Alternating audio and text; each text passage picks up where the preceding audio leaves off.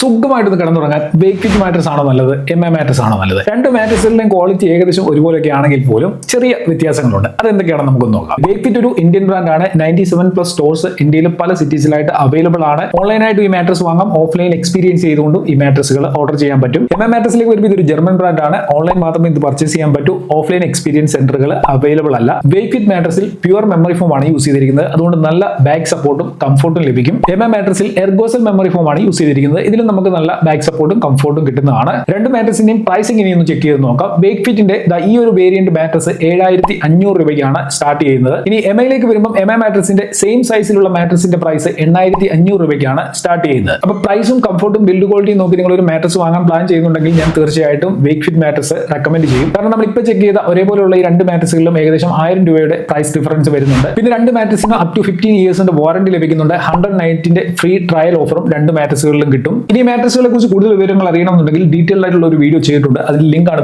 ഇവിടെ ടാഗ് ചെയ്തിരിക്കുന്നത്, കണ്ടു നോക്കാം.